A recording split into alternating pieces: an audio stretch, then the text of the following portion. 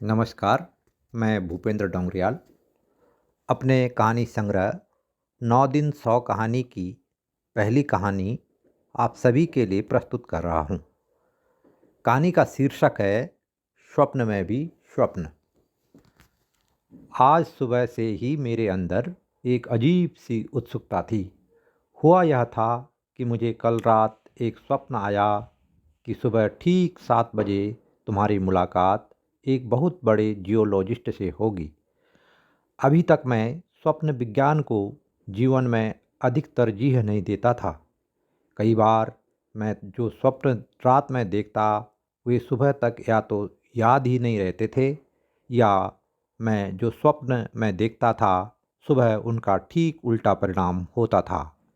आज सुबह सुबह मैं अपने बच्चों को स्कूल छोड़कर आया तो रास्ते में मुझे कोई व्यक्ति दिखाई नहीं दिया था।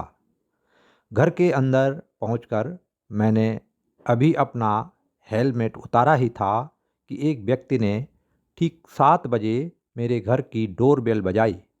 मैंने सोचा अखबार वाला होगा, लेकिन नहीं, यह अखबार वाला न होकर वही व्यक्ति था जिसे मैंने स्वप्न में देखा था। एक अजनबी को सुबह सुबह पूरी तैयारी के साथ अपने दरवाजे के सामने खड़ा देखकर मैं भौचक सा रह गया। मैंने शिष्टता के साथ दरवाज़ा खोला तो उस व्यक्ति ने अपना हाथ मेरी ओर बढ़ाते हुए कहा, हेलो, मैं क्वाइन साई कार्निंग। मैंने कल रात आपसे मुलाकात के लिए आज 7 बजे का अपॉइंटमेंट लिया था। उसे देखकर मुझे मेरा स्वप्न याद आने लगा।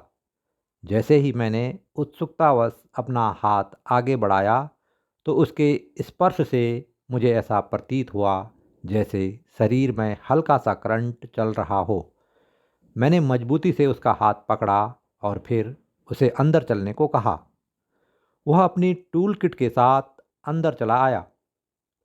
उसकी शक्ल सूरत एक मंगोलियाई व्यक्ति की तरह थी। चपटी नाक, गोल मटोल चेहरा, बिना भौहों की चेहरे में हुई धसी छोटी छोटी आँखें, हल्की मूछें और ठोड़ी पर गिनती के 200 बालों वाली दाढ़ी। उसके भारी भरकम चेहरे को देखकर मुझे ऐसा लगा कि कहीं यह सूमो पहलवान तो नहीं। सामान्य परिचय के बाद मैंने उससे मुलाकात का कारण पूछा। उसने बताया कि दरअसल मैं पिछले सप्ताह आपके गांव गया था।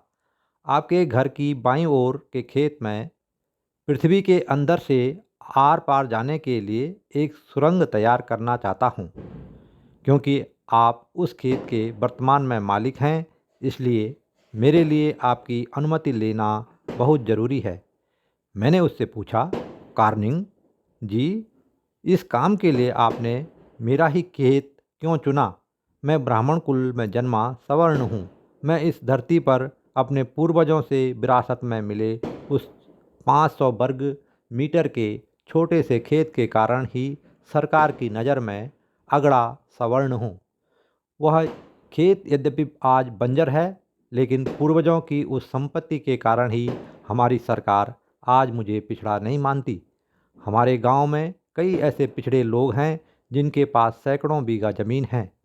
आप इस संबंध में उनसे बात कर लो। उनकी 1-2 बीघा भूमि चली भी जाएगी तो उन पर इसका ज़्यादा असर नहीं पड़ेगा। क्वानसाई कार्निंग ने मेरी बात सुनकर मुस्कुराते हुए कहा, उस खेत के टुकड़े के लिए आपको उसकी सरकारी कीमत से 100 गुना से भी अधिक दाम मिलेगा। तब आप भी बड़े जमींदार बन जाओगे। मैंने उसे कहा, यदि मैं मुफ्त में तुम्हें ज़मीन का उतना ही बड़ा टुकड़ा दान में दिलवा दूं तो कैसा रहेगा? यह सुनकर वह व्यक्ति बोला, मैंने पूरे भूमंडल की पैमाइश कर ली है। तुम्हारा वह खेत ही एक ऐसी जगह है जहाँ से पृथ्वी के आर पार सुरंग खोदी जा सकती है। यदि मैंने कहीं और जगह से पृथ्वी में सुरंग खोदी तो इससे सारी पृथ्वी के नष्ट होने का खतरा है। मेरी इस मशीन की पैमाइश से रत्ती भर भी यदि इधर उधर पृथ्वी के आर पार ड्रिल हुआ तो यह पृथ्वी हवा से बने गुब्बारे की तरह सिकुड़ जाएगी। मैंने उस व्यक्ति से पूछा, पृथ्वी के आर पार छेद करने से तुम्हें क्या फायदा होगा? जब तुम जानते हो कि तुम्हारी रत्ती भर चूक से हमारी पृथ्वी पर इतना बड़ा संकट आ जाएगा, तो फिर भी तुम इतना बड़ा खतरा क्यों मोल ले रहे हो? मेरी यह बात सुनकर कौनसाई कार्निंग ने जोर से हंसते हुए कहा, बात तो तुम्हारी सही है, लेकिन तुम्हारी पृथ्वी से भी तो कई वैज्ञानिक हमारे सौर मंडल के कई ग्रहों एवं उपग्रहों पर भविष्य में ऐसे ही प्रयोग के लिए जाने वाले हैं। उसकी यह बात सुनकर मैं घबरा गया। मैंने उससे पूछा, कौनसाई कार्निंग, तो क्या आप मानव नहीं हैं? क्वानसाई कार्निंग ने कहा, यस, आपने सही फरमाया। मैं जुपिटरिस्तान का निवासी हूँ। हमारे उस प्लेनेट से कई जियोलॉजिस्ट पिछले कई वर्षों से पृथ्वी पर शोध कर रहे हैं। हमारे ग्रह पर अब जीवन की बहुत कम वर्षों की संभावनाएं शेष हैं। इसलिए हम चाहते हैं कि हम पृथ्वी के आर पार छेद करके इसे जंजीरों से खींचकर जुपिटर स्थान पर ले जाएंगे। मैं चाहता तो तुम्हें पूछे बगैर भी उस जगह से पृथ्वी के आर पार छेद कर सकता था। तुम क्या, धरती पर रहने वाला कोई भी मेरा कुछ नहीं बिगाड़ सकता था? क्योंकि रोमन सभ्यता के लोग जुपिटर को अपना देवता मानते थे। साथ ही सनातन हिंदू परंपरा अनुसार हमारा ग्रह भी 9 ग्रहों में से एक है।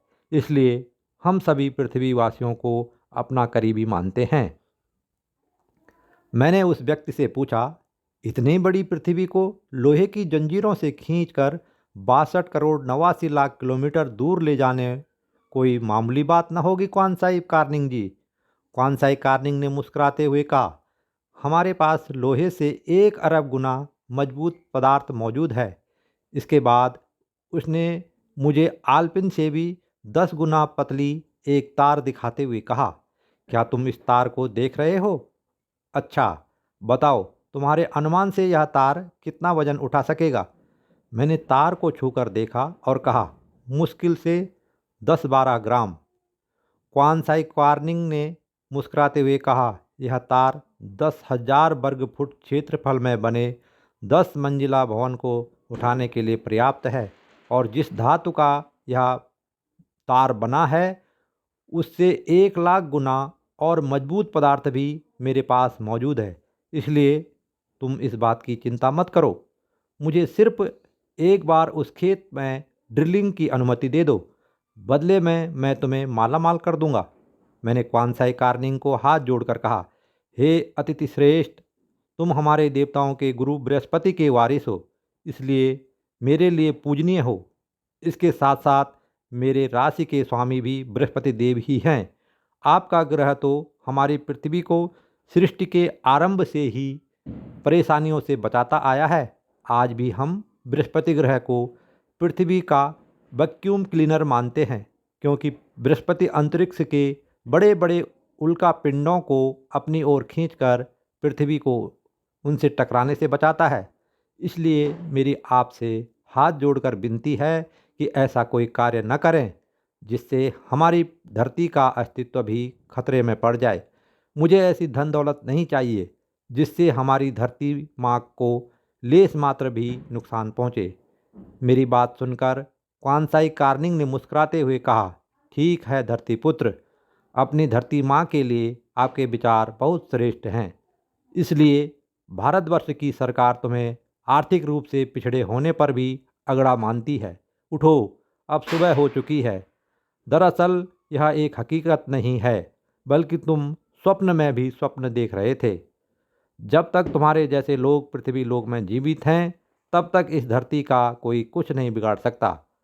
यह सुनकर मेरी नींद टूट गई और जुपिटरिस्तान से आया हुआ जियोलॉजिस्ट क्वानसाई कार्निंग मेरी नज़रों से हमेशा के लिए ओझल हो गया। ये थी कहानी स्वप्न में भी स्वप्न। अगले वीडियो में एक नई कहानी आप सभी के लिए प्रस्तुत करूँगा। तब तक के लिए धन्यवाद।